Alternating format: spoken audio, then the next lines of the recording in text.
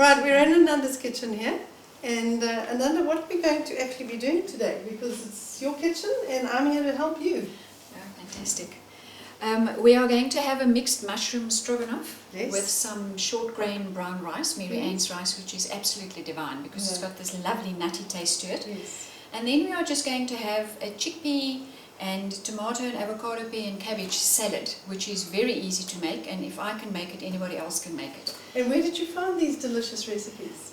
In the recipe book number 2 is the chickpea and salad one. The mixed stroganoff one actually came from your newsletter. Yes. I printed it down and I've made it a couple of times and we just love it because it's easy to make, and this is what I enjoy about the dishes, is that it's easy to make, it's quick, it's extremely nutritious, and it's lovely for the eye because it's colourful and it just has got lovely textures to it. So that's what we do.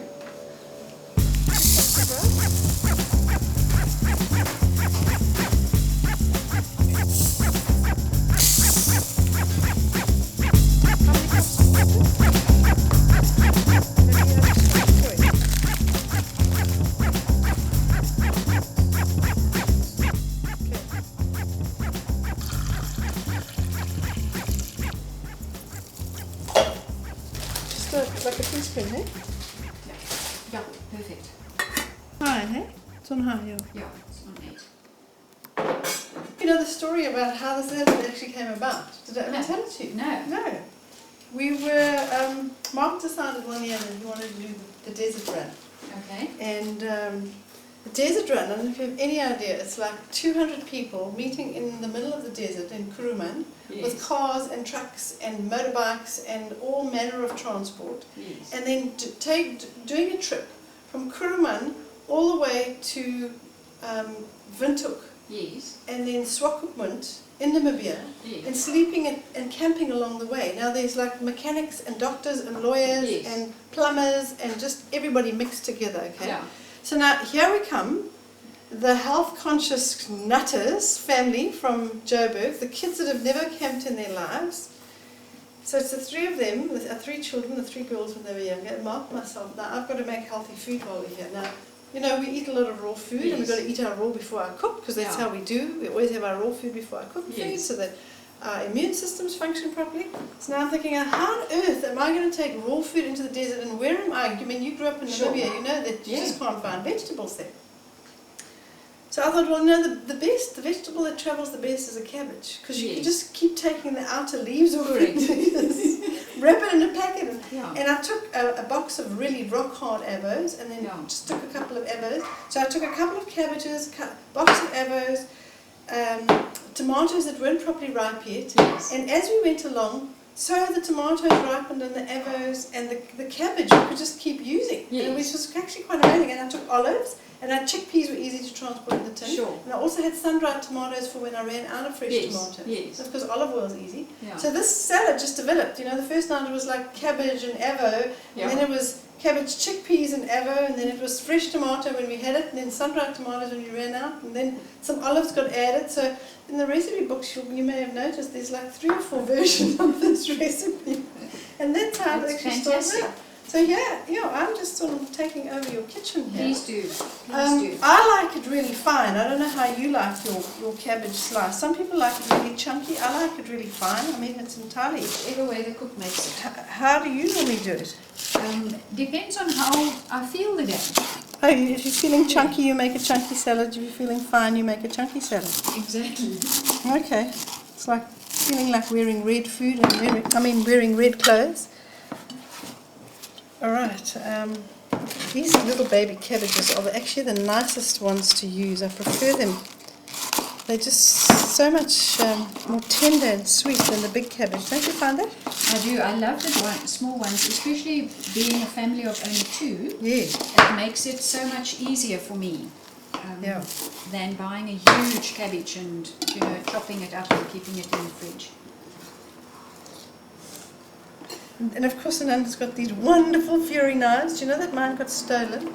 Really? And we did that seminar at Mount Grace. Just in the process of packing up everything from the demo, somebody must have nicked them. Oh, bless them, Lord. At least they've got good knives now. Do you want more tomato? You want some more mushrooms? Here we go, Steve. And another one. Are we going to make a huge big salad here? Shall I add the other cabbage or shall we Yeah, wait and please see? And what? Let's see. How many tins of chickpeas are we adding? 2. Both tins. Okay. So we may not need more cabbage. Wait, hold on. Just put some more tomato. And I black ones.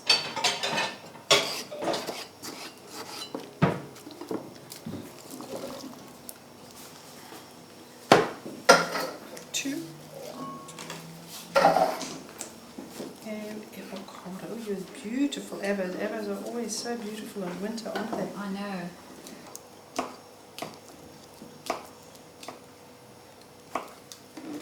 It's fantastic. You say to people, just rub it on your arm, they go, ugh. But they do it in face masks. Yeah, I know. They'll go and buy this fancy avocado This cream one is hot. in a This jar one's that costs $100. Yes. But when you can Whereas- get the real avo and put it on you for free, they're like, Absolutely. oh no, It's that's not not working. even sticky. Yeah. Oh man, this looks delicious. Yeah, we really need some spoons here. You wonder what is all in it. I've got lots of those drawers in my house. Okay, we need a bit of olive oil, eh? Olijfolie. Verseker. And I see you have Mary Ann's olive oil. I So love good. the Mary Ann's olive oil because it's a nice gentle flavour. And a bit of lemon juice is a must in the salad. It's just that and the herb salt absolutely make this. Seasoning salt actually. You saw that we add the lemon juice and we're adding our herb salt to this. And you didn't just buy this because I was coming, hey? Not at all. It's upstairs in my office because I stock it for my clients and I use it all the time.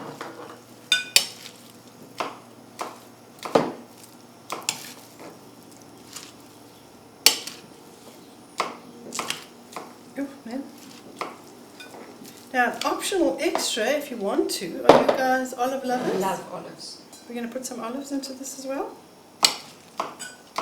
It's my favourite winter salad. I'm so glad you're making this because I haven't started making it this winter yet. Winter's only kind of creeping up on us now. Hey? I know.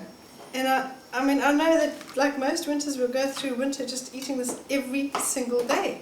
And funny, come summertime, I just don't want to eat cabbage. It's a funny thing, but it doesn't Weird, taste yeah. so nice. Yeah, it doesn't. It And doesn't. I see you've got your nice little olive spoon. Ananda's one of these friends that whenever she comes to visit, she always brings me a gift. It makes me feel terribly guilty. It's like her birthday and she'll bring me a gift. You know, there's one of those people. So she gave me one of these little olive spoons. They're just so cute because they drain the water out and it's just so easy to pick up like 4 olives at a time. Right, you can put them in whole with the pips, but I prefer taking the pips out, so nothing worse than getting a whole mouthful of olive and a pip nogal, you know. And what you do is just turn this down to low and put the lid back on and leave it. Rice should never be touched. It's one of the things people don't get. And I don't know, do you I find know. that? People can't understand. You don't touch rice in the pot. You put it on. If it looks like it's getting too dry, you add a little bit of extra filtered water and you put the lid on. You don't stir it. You don't touch it. Yeah. You don't poke it. You just Leave it. look it and leave it. And that's how you get perfect rice. Don't stir it because that's when it goes sticky and mushy. We do not rinse our rice at all because if you want to rinse all the leftover B vitamins after you've cooked it, that's the best way to do it, is rinse the rice, Ananda, and then you'll rinse all the B vitamins away. That's brilliant. I don't know who came up with that. It says, I think because people touch and fiddle with the rice and they make it all stodgy and then they think if they rinse it, they'll rinse the stodginess off. Yes. Don't touch the rice and it won't be stodgy, it won't be sticky, and you won't need to rinse it. Of course, if you use our rice, it'll taste even nicer, won't it? Yeah, I love that rice. I'm a great rice lover. Yeah, Mark Yeah. loves rice. One of the things I want to remind you about is not to keep mixing the salad because if you do, it'll just go mushy. So what you've got to do is just gently toss it, leave some of the olives on the top, maybe add another dollop of oil if you think you need it. I always need extra oil. Yes. Yeah. I love. And then we're going to pop this on the table and we're going to eat our raw before our cooked. And we're going to start the cooked and then go and eat. Where are we going to put this, Ananda? We're going to put it on the table. Okay. Off she goes. What I do is that I try to buy organic whenever I can, because I think that the taste of the organic produce is just so much better than normal. And of course it's more nutritious. Now what are you doing there? You're adding that? I'm adding the juice of 1 lemon to a container of cream, just to make it a sour cream, because we are going to be utilizing that in our dish with all our lovely mushrooms. So we're actually souring the cream. Of course, if you have natural, sour, organic cream, Sure. and the reason we try to use organic cream as much as we can is that it doesn't have any added hormones to it. Which is a good thing for us ladies. Yeah, we don't want to get more cellulite and breast cancer, and of course men develop breasts from the hormones that are in there. I mean, it just, they say that real men only eat organic food, organic dairy and organic meat if they're going to eat it, or real men are vegetarians, because Yes. the men that are eating the normal meat with the hormones are all developing breasts. As well. But you know, Mary Ann, when Herbie stopped eating meat on a daily basis, for me the biggest change was the fact that he stopped snoring. Oh yeah. So we could sleep a little bit better at night time. This is mushroom stroganoff. It's one of our favourite dishes, and I know Mark's going to tell me we haven't had it for ages, so we're going to have to go home and make it again. I come up with the recipes, and then I make them, and we make them a couple of times, and we love them, and then I come up with something else, and I forget about those recipes. So I love it when friends remind me of stuff I used to make. Yeah. So mushroom stroganoff is in place of beef stroganoff. So instead of using beef strips, we use strips of mushrooms. So we've sliced those, and we've got a packet of button mushrooms, a packet of brown mushrooms, a packet of portobello mushrooms, and a packet of oyster mushrooms. And what we're going to do is we've sliced the leeks over here, or spring onions. You can use leeks or spring onions. I like to use leeks and spring onions because they contain less of the mustard oil and the allicin. And as much as we've been told that allicin is so good for us because it's a natural antibiotic, the natural antibiotics tend to upset the bacteria in the digestive tract. So you find you'll be prone to bloating. And did you find that onions and garlic, raw onions and garlic, upset your digestive tract at all? It does. And also, since I've become more healthy, I have found that if I eat anything that has got MSG or something like that, in garlic I can't handle very well. Yes. Because I feel like I get garlic poisoning, if that Yes, is possible. puffy eyes. I feel absolutely dreadful. I feel Yeah, like I've had a hangover. hangover, Yeah. like I've partied and I wasn't even there. So I don't do proper onions. I know that if they cook, they're a little bit sweeter. Yeah. But I love the spring onions, especially when they're raw. Yeah. It's a lovely, soft, gentle taste.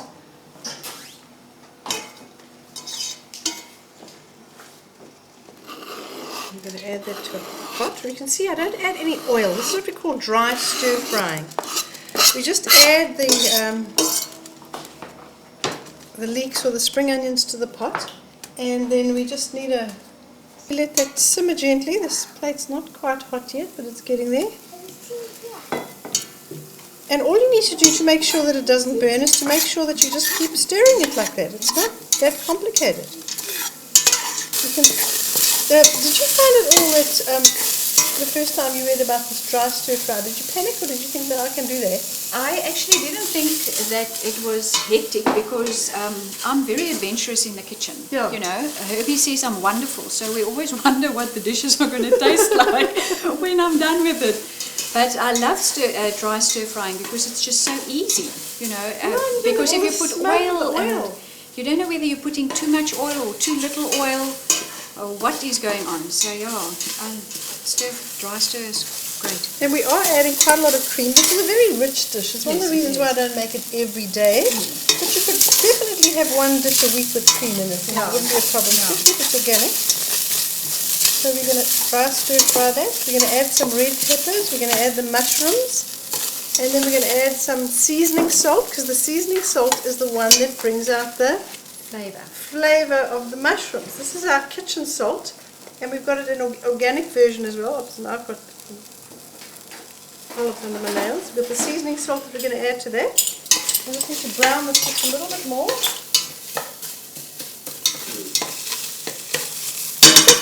actually let it sweat a bit. You can actually put the lid on Yeah. and just let it kind of sweat in the pot a little bit like that to go really Yeah. translucent. And then you don't end up with onion fumes in your eyes. Correct. Crying over the pot. I But tell me have- about this murr recipe. You just murr everything. What's the Oh, thing? a friend of mine says to me that these recipes are, you call them murbei recipes. Now, the Afrikaans viewers will understand that because you just mur alles by mekaar. Now, So I it's want you just to quick and tell us easy. as well about this green stripe on your arm here. What happened is that my dogs, when they want my attention, they take their paws and they pull my hand towards them to rub them, Okay. and sometimes their nails just scratch me. Yes. But because my skin is so terribly thin, From it the often- cortisone. from the cortisone, I often draw blood. So I don't really do plasters and things like that very well. So I just came and I just cleaned it out and I just put some barley life on it. Yeah. Because if I don't do barley life on it, it then takes me about 3 to 4 weeks for the blood to subside and for the wound to heal. But with the barley life on it, it takes me about 7 days, and then that's it's fantastic. completely healed, and you That's don't awesome. see any marks or things like I know that. we did that with Stephen's cut on his Yeah. head there, and I mean, it's, you can't even see the scar I on know, his head. It's I know. beautiful, It's beautiful. lovely. There we go. Nice. Let's add some mushrooms. Okay, kan jy gooi. Hoi, hoi, hoi.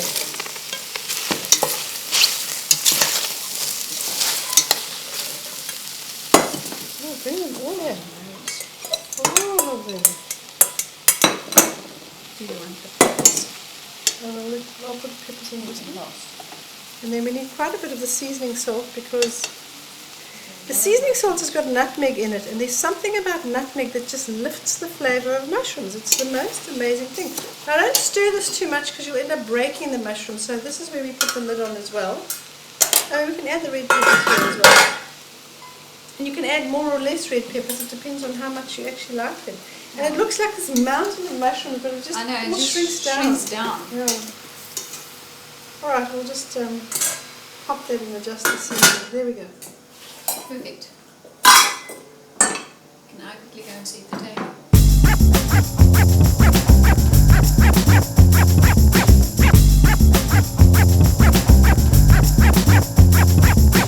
The mushrooms are almost ready. Just a little bit longer, and then we're going to stir in the cream. You can see how it's just shrunk all the way down. Amazing how much water there is in mushrooms. And if you want to thicken this a bit, and I don't know if you ever tried thickening, you can thicken it with a little bit of potato flour Yes. or Can I maize, give you maize some? flour. Yeah. You can do that? Shall we thicken it? Yes. Okay. I'm adding a little bit of potato flour, or you can use maizena or maize flour, just to thicken it. I like using potato flour because it's alkaline, and a tiny bit of water. If you just add it neat like it is, it gets really lumpy, so I like adding it in a sort of more liquid form, like this.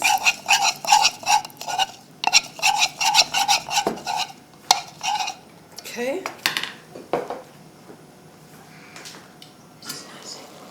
And then I'm going to add this.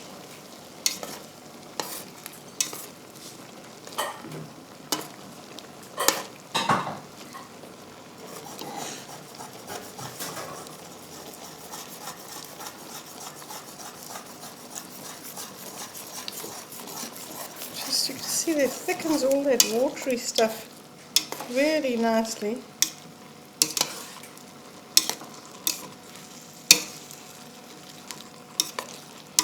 Makes a big difference.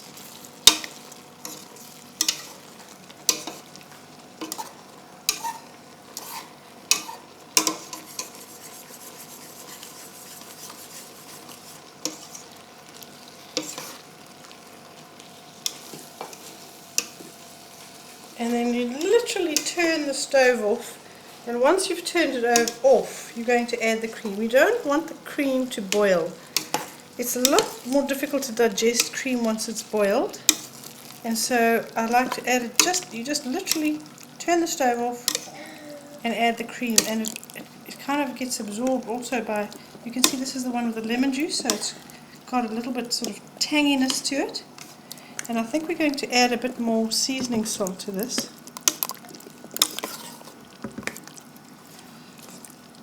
Oh, Ananda, this looks delicious. Where's your husband? Tell him he must come and eat now. He's worked hard enough. I have phoned him. He said he's just busy. We must just start along. He's going to rush right over. Oh, is he out? Yes. Oh, that looks very delicious. I love Very, Prof. very God's accent nice. book. Get every last little drop out of here. Now I just want to taste it. I'm going to use the olive spoon here just to taste that there's enough. Needs a bit more seasoning salt. Just to lift the flavour from the vegetables. There we go. Okay, we can start, and by the time we've finished you can see how nicely the rice is coming along. You get those little holes that are sort of happening over there. And when it's ready, there'll be no more water, and it'll be all nice and fluffy. Perfect. And we didn't have to touch it. No.